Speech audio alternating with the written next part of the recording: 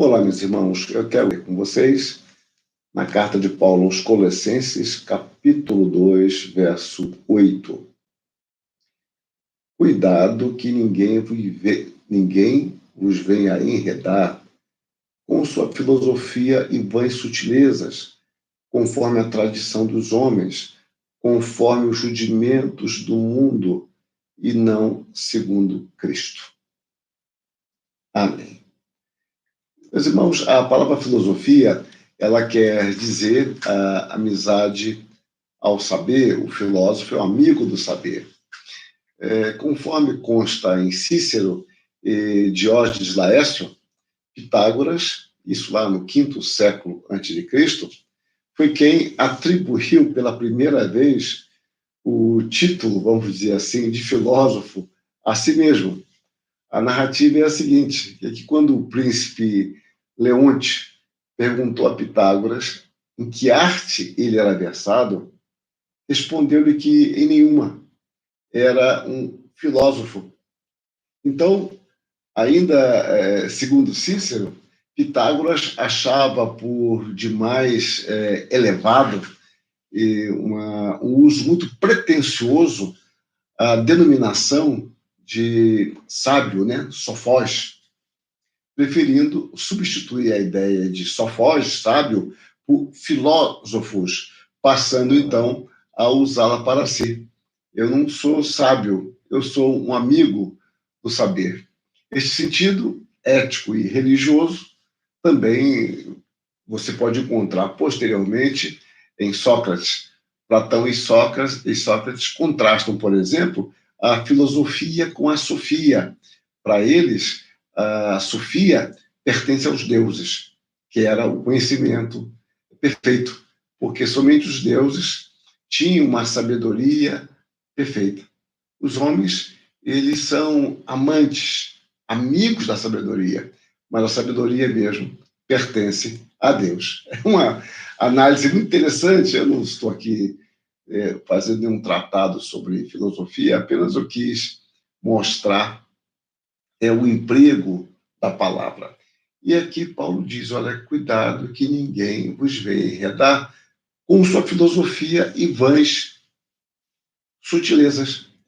No tempo de Paulo, a expressão filosofia, ela tinha um emprego mais amplo, no sentido de não só uma amizade ao saber, porque, a rigor falando, todo ser humano é um filósofo, porque todos nós gostamos do saber.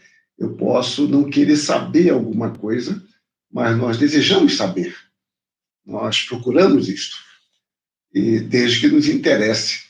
Uns têm interesses mais amplos, outros menos, mas todos nós queremos saber. Então, todo ser humano é filósofo. Mas, no tempo do Novo Testamento, o conceito de filosofia estava muitas vezes relacionado a escolas de pensamento. Então, Paulo não diz aqui qual é a escola que ele está combatendo, mas nós já sabemos do gnosticismo que parece já existir aqui embrionariamente no início da década dos anos 60, né, do primeiro século. Isso vai se tornar mais intenso e mais evidente já no final do primeiro século, e as epístolas de João revelam isso. E no segundo século, terceiro, então, afloram com muito mais intensidade os movimentos gnósticos, já que é um movimento amorfo. Então, há várias tendências e vários grupos ali dentro. Mas Paulo diz, olha, ninguém vos vem enredar com sua filosofia e vãs sutilezas. A filosofia é vã? A filosofia é má? Não, necessariamente. Mas ele apresenta aqui o princípio que deve nos reger para avaliar essas filosofias que se valiam de vãs sutilezas, de ardis, para nos seduzir. Ele diz, conforme a tradição dos homens. Ou seja, cuidado com essas filosofias que seguem apenas tradições dos homens, que foram compiladas, foram praticadas, e elas não têm um fundamento sólido. e continua mais aqui, dos homens, conforme os rudimentos do mundo. Ou seja, conforme a prática habitual mundana, a estrutura mundana de pensamento. E diz mais, e não segundo Cristo. Aqui está o elemento.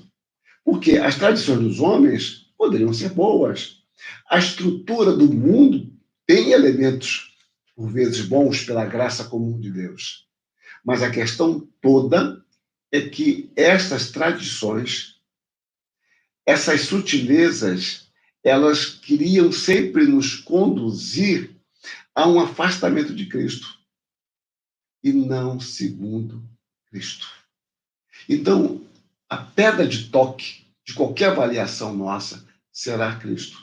E no verso 9 ele diz, porquanto nele, em Cristo, habita corporalmente toda a plenitude da divindade. Então, não há o que fazer fora de Cristo. Não há. Em Cristo nós temos a plenitude da divindade. No verso 3 ele diz que em Cristo habita todos os tesouros de sabedoria e do conhecimento. Ou seja, os tesouros de sabedoria e de conhecimento estão ocultos em Cristo. Então, qualquer sistema de pensamento, por mais bem elaborado que seja, pelo maior amparo que tenha de tradição de grandes pensadores, por maior que seja a aceitação que usufrua em nossa época, havendo um senso comum que nos encaminhe para ele. Mas ele se harmoniza com Cristo, em quem estão ocultos todos os tesouros de sabedoria e de conhecimento. Eles estão de acordo com Jesus Cristo, em quem habita toda a plenitude da divindade. Então, isso, meus irmãos, é mais do que um exercício lógico em cima dos argumentos. Se partirmos de um argumento, de uma premissa errada, a nossa lógica nos conduzirá a uma consequência errada, como eu falei em outro vídeo. A questão é como isto se identifica, como isto se associa, como isso pode nos conduzir a glorificar a Cristo, desenvolvendo melhor os talentos que Ele nos deu. Como isto nos ajuda a compreender melhor a realidade e aplicar valores bíblicos na solução dos seus problemas. Cristo é o ponto central. Cristo é o centro e a circunferência. Nele temos todas as coisas. E é preciso que avaliemos qualquer sistema, qualquer pensamento que surja e que queira nos fazer cativos. Temos que avaliá-los, esses pensamentos, à luz de Cristo.